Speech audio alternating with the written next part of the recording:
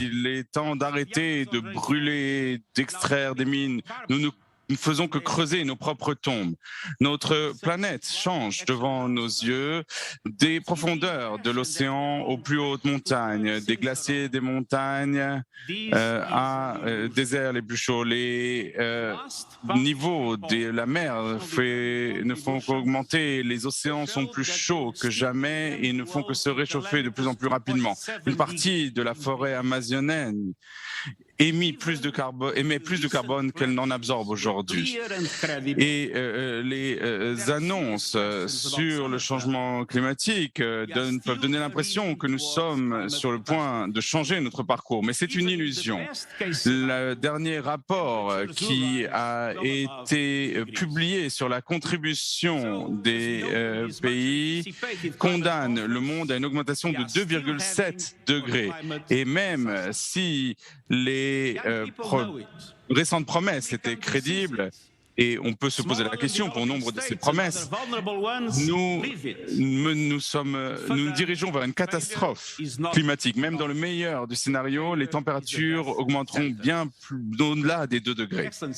Donc, alors que nous ouvrons cette conférence climatique que nous avons tant attendue, nous sommes encore sur la voie vers un désastre climatique. Les jeunes le savent, chaque pays le voit. Les petits États, les États en état de développement le vivent. Et pour eux, l'échec n'est pas une option. L'échec, c'est une condamnation à mort. Excellence, nous sommes dans un moment de vérité. Nous nous rapprochons rapidement du seuil qui va déclencher une boucle de réchauffement. Mais investir dans une économie de carbone zéro va nous aussi nous mener à un cercle vertueux de création d'emplois et d'opportunités.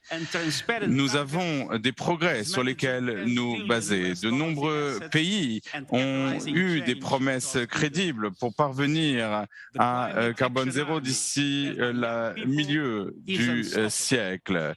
Plus de 700 villes se dirigent vers la neutralité carbone et le secteur privé se réveille.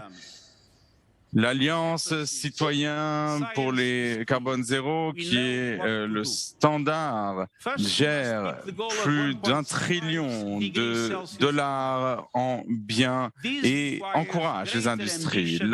L'armée d'action sur le climat qui est menée par des jeunes est impossible à arrêter. Ils sont de plus en plus nombreux, ils parlent de plus en plus fort et ils vont rester à nos côtés. Excellence, la science dit clairement les choses. Nous savons ce qu'il faut faire. Tout d'abord, nous devons préserver cet objectif d'1,5 degré d'augmentation. Et cela nécessite plus d'ambition et des actions concrètes, immédiates, pour réduire les émissions carbone de 45% d'ici 2030. Les pays du G20 ont particulièrement une responsabilité puisqu'ils représentent près de 80% des émissions et il y a les pays les pays développés doivent mener l'effort, mais les économies émergentes, elles aussi, doivent aller de l'avant car leur contribution est essentielle pour une réduction efficace, effective des émissions. Nous avons besoin d'une réduction d'émissions de tous les pays pour que Glasgow soit un succès. J'encourage les pays développés à créer des coalitions pour créer les conditions technologiques qui accéléreront la décarbonisation de l'économie et l'écartement du charbon. Et cela permettra d'atteindre des objectifs du passage du gris au vert. Mais ne nous faisons pas d'illusions.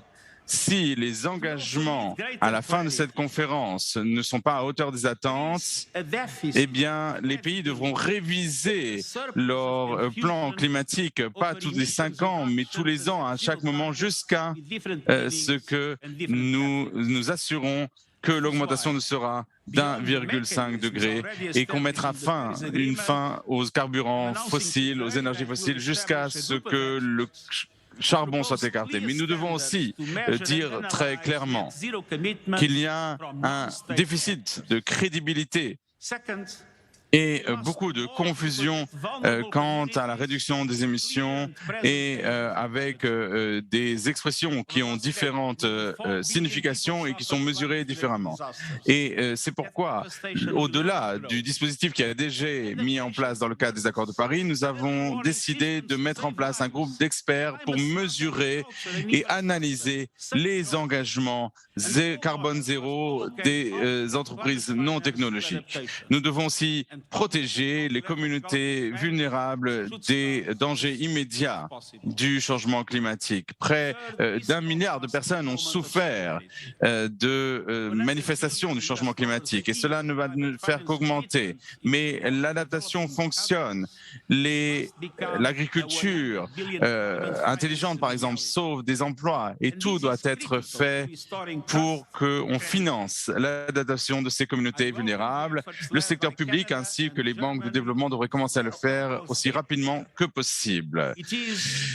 Mesdames et messieurs, cette COP doit être un moment de solidarité et nous avons déjà depuis plusieurs années, nous entendons des engagements financiers et il faut que cela se transforme en une réalité financière et cela est essentiel pour restaurer la confiance et la crédibilité.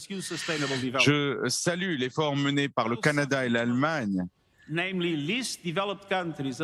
C'est un premier pas important, mais cela ne fait que retarder le soutien essentiel pendant les années à venir et n'offre pas de garantie claire. Et au-delà des 11 milliards promis, les ressources sont nécessaires pour développer la résilience et le développement durable. Ceux qui souffrent le plus, c'est-à-dire les pays les moins développés ainsi que les petites îles et les pays en voie de développement ont besoin de plus d'aide financière, d'aide au développement, plus de bourses, plus d'accès au financement.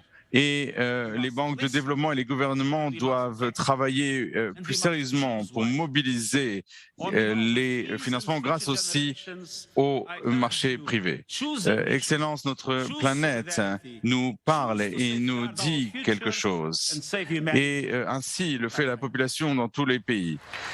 L'action pour le climat doit se faire à travers les pays et elle doit transcender les limites des sexes et des âges. Nous devons agir, nous devons faire les bons choix.